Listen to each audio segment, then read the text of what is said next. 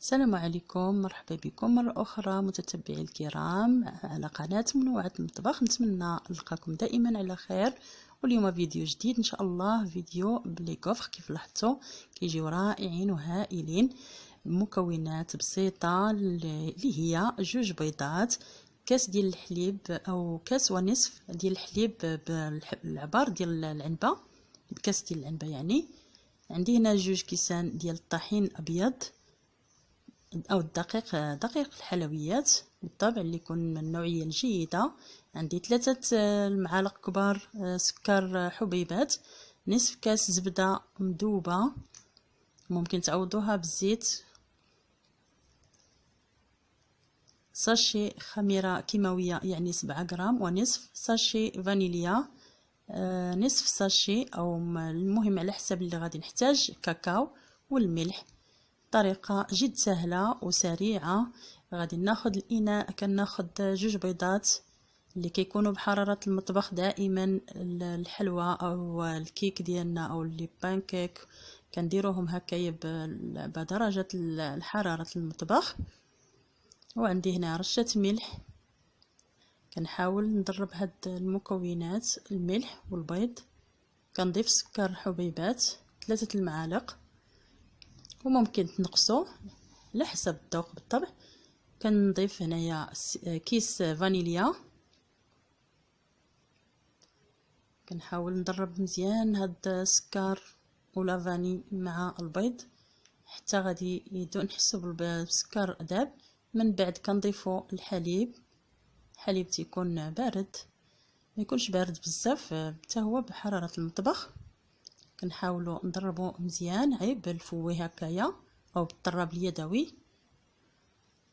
بعد كناخذوا الدقيق ديالنا كنغربلوه، ضروري ما نغربلوه تيهوي لنا هاد لي كوفخ. وحتى هكا الا كانت شي حاجه كتحيد.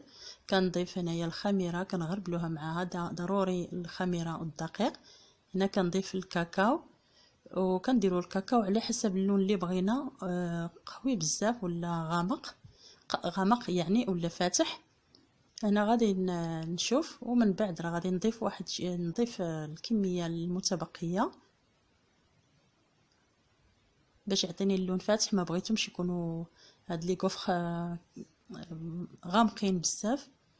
اللون فاتح كيعطي دائما المنظر زوين. صافي كنخلط هنايا بالفوي بالطراب اليدوي يعني. كنحاول نخلطوه مزيان باش ما يبقاوش هذوك الحبيبات او التكتلات ديال الدقيق. نجمعوا الجوانب باش ما يبقاش في الجناب.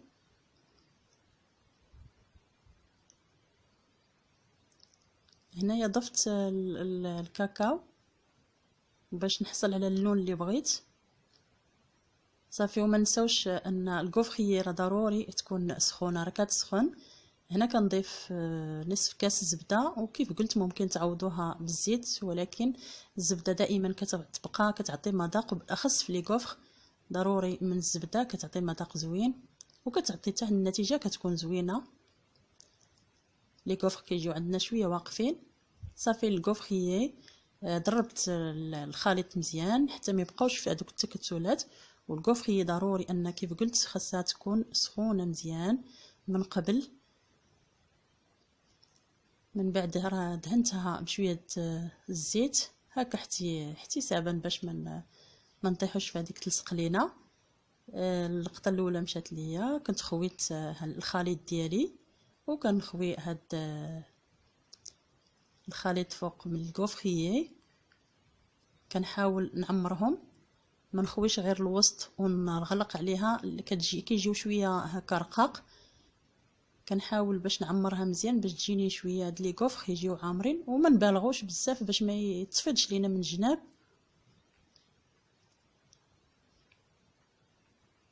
نغلق عليها تقريبا حتى 5 دقائق هكايا نشم الريحه. كنخليها تقريبا ماكسيموم 7 دقائق حتى 8 دقائق على حسب اللي بغاهم شويه يكونوا عفوا هكا مقرمشين او واقفين. كيف لاحظتوا كيجيو رائعين وزوينين، وفي ساعه يوجدوا، ما كياخذوش الوقت بزاف. كيجيو هائلين. هذا هو اللون اللي بغيت نحصل عليه، مبغيتهمش باش يكونوا غامقين، فاللون الشكلاطي كيكون غامق بزاف عاوتاني ما تيبانش هكا زوين في الشكل ديالو. المهم كل واحد على حسب الذوق ديالو. انا كيعجبني هذا اللون شويه يكون فاتح ديال الشكلاط او اللون ديال الشكلاط. كنعاود مره اخرى هنايا بلا ما ندهن كنخوي الخليط ديالي، وتبارك الله راه كيعطيو تيعطيو تقريبا 9 ديال لي غوفخ هكايا زوينين وكبارين، تيجيو زوينين رائعين وهائلين. الريحه ما نقول لكمش مذاق ولا رائحه روعه. هنا كنعاود كيف قلت نفرغ الخليط ديالي. فايت سبق لي درت معكم في الفيديو سابق او فيديو في القناه لي غوفخ مثلثين، هادو كيجيو حتى هما مربعين شكل اخر، كيجيو هائلين. وان الاهم انهما في ساعه يوجدوا كيف لاحظتوا كيجيو هكا غلاض، ما كنديرهمش هكا رقيق، لا خويناهم غير الوسط وغلقنا عليهم كيجيو رقاق، ما كيجيوش ما تعجبونيش هكا رقاق، كنبغيهم شويه يكونوا شويه هكا غلاض او على حسب السمك كيف قلت اللي تيبغي على حسب السمك ديالو اللي بغى. وهنايا من بعد حصلت على هاد لي غوفر اللي ما شاء الله رائعين وهائلين. نتمنى يعجبوكم ونتمنى حتى نتوما تجربوهم، واكيد انهم غادي يعجبوكم وغادي تجربوهم. الى عجبوكم ما تنسوش اللايكات والتعاليق، وما تنسوش تبارطاجيهم على الاصدقاء والاحباب على وسائل التواصل، دائما كنذكركم بها. وما تنسوش اللي تيزور اول مره القناه يضغط على الزر الاحمر ويفعل الجرس باش يوصلوا كل جديد من الفيديوهات.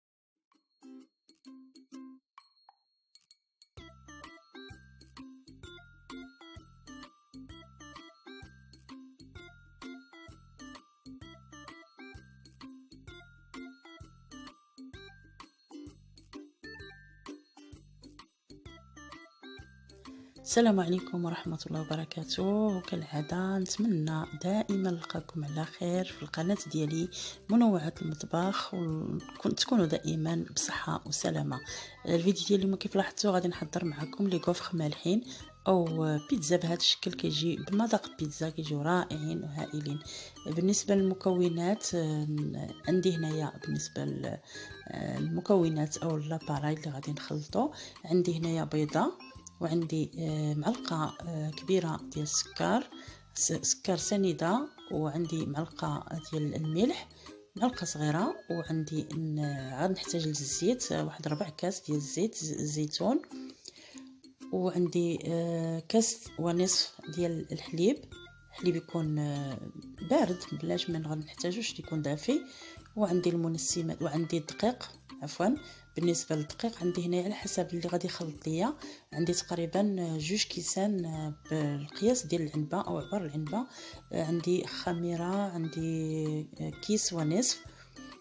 وبالنسبه للمنسمات عندي بصله عفوا بصله غبره، بصله ثومه غبره، هذا اللي مهم في البيتزا الزعتر عندي هنايا مطحون، والحشوه راه دائما كتبقى على حسب المتوفر وعلى حسب اللي بغيتو. عندي هنايا لاصوص الطوماط، عندي الفرماج حمر، فرماج هذا الفرماج موتزاريلا، عندي اللانشون، وعندي البصله اللي صوتيتها في مليحه وشويه البزار، وعندي حتى الفلفله حتى هي بالالوان حتى هي صوتيتها في المقله. وهكايا وجدتهم قبل باش ما يجيش الفيديو طويل. وهادو هما المكونات اللي غادي نحتاجو للبيتزا. ندوزو للطريقه، طريقه جد سهله لان ما فيها ما غادي نحتاجو لا نعجنوا العجين ديالنا ديال البيتزا ولا غادي ولا دليك ولا حتى شي حاجه. كناخذ هذا الاناء او البول، كنضيف ليه الحليب كاس ونصف كيف لاحظتوا، وعندي 4 كاس زيت الزيتون، معلقه ديال السكر كيعطي واحد المذاق زوين لهاد العجين هذا او عفوا لهاد الخليط تاع لاباراي ديال البيتزا، والملح. وعندي هنايا الزعتر مطحون الا كان عندكم زعتر الاخر اللي كتحكوه هكا بين يديكم وريقات. وعندي هنايا الثومه غبره الثومه، الا ما كانش غنديروا شويه ديال الثومه كنحكوها، كيعطي المذاق زوين لهاد العجين او الخليط. كنضيف ثومه بصله غبره، كنضيف هذيك البيضه وكنطرب، وكنضيف الدقيق. راه الدقيق دائما كيبقى على حسب الدقيق والنوعيه ديالو، كاين اللي تيشرب كاين اللي ما تيشربش. غادي نضيف بشويه بشويه. هنا درت 2 كيسان ديال الدقيق، ولكن غادي نحرك هكا ونخلط وانا كنشوف على حسب القوام اللي بغيت. هنايا ضفت الخميره الكيماويه، ممكن لما ما بغيتوش كيماويه ديروا خميره فوريه غير شي شويه.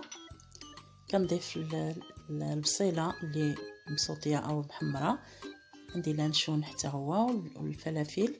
الفلافل دائما يكونوا الالوان كيعطيو شكل زوين وكيعطي المنظر وحتى المذاق. كنخلط هاد المكونات، نحاولوا نخلطوهم مزيان بحال غادي ندلكوها، نضربوها مزيان مزيان، نخلطوها حتى ما يبقاوش هذوك الكتل ديال الدقيق، وحتى باش يدخل فيها الهواء وكيجيو باش يجيونا مفشفشين. هنايا راني وجدت لاباراي ديال لي كوفر، ضروري تكون سخونه من قبل مزيان، كندهنها بالزيت. وعلى فكره حتى لما كان حتى لاباراي ديال لي كوفر غنديروها في لاباراي ديال البانيني، حتى هما راه كيعطيو نفس النتيجه. صافي كناخذ معلقه او مغرفه صغيره، كندير هاد الخليط. ما درتش كيف لاحظتوا راه ما درتش الفرماج لان الفرماج كيلصق. غادي نديرو بحال غادي نديرو في الوسط. غندير لاصوص طوماط الوسط هكايا، خويت مغرفه كنضيف لاصوص طوماط، ومن بعد غادي نضيف الفرماج حتى هويا، فرماج الحمر فرماج موتزاريلا بجوجهم غنضيفهم في الوسط. طريف هكايا طريف، ممكن نضيفوا غير الفرماج الحمر اللي بغيتو، المهم على حسب اللي بغيتو. ممكن تستغناو على الفرماج كامل. كنخوي شي شويه من الفوق هكا باش نغطيها. انتما انا هنا ما عمرتهمش بزاف، نتوما عمروا هذوك القنيتات باش يجيو هكا شكلهم مربع، وحتى هذاك الشكل هكا كيجيو هكا مقطعين من الجناب، راه تيجيو زوين، الشكل ديالهم كيجي زوين. وعندي هنايا لاباري الاخرى، هذه عندها صغيره مدوره، غادي ندير فيها شكل اخر ديال البيتزا اللي ما غاديش نغطي عليها. غادي اول حاجه غادي ندخلهم وغادي نغطي عليها حتى غادي طيب ليا لاباط، عاد باش غادي نتوما كتشوفوا تابعوا معايا الفيديو.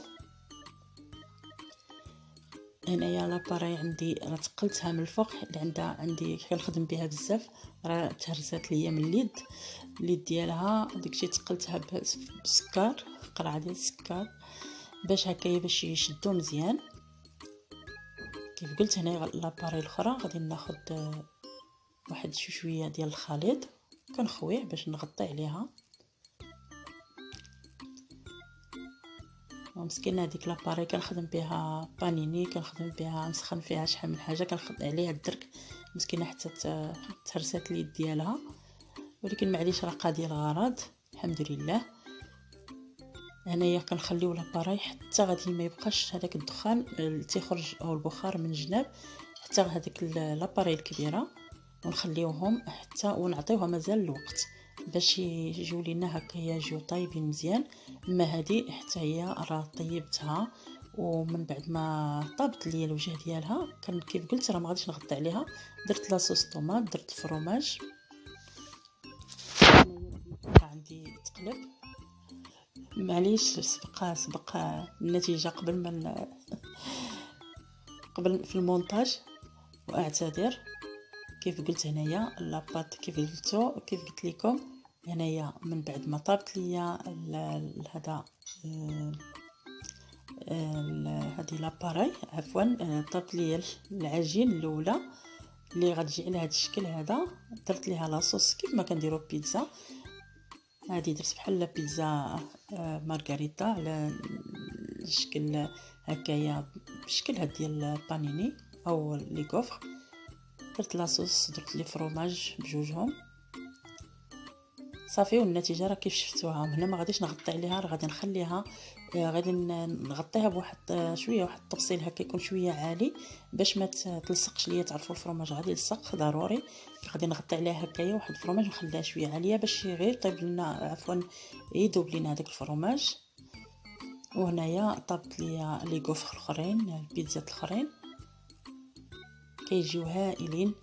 كيف قلتي لا ما كانش لاباراي ديال لي غوفر، غنديرو غير بلاباراي ديال البيتزا، لاباراي ديال البانيني، عفوا راه ما تمالي اليوم. صافي. هذه هي النتيجه او الشكل النهائي ديال الاشكال ديال البيتزا ديالنا اللي كتجي رائعه وهائله. نتمنى تعجبكم. كتجي رطبه هكايا ديالها راه كيجي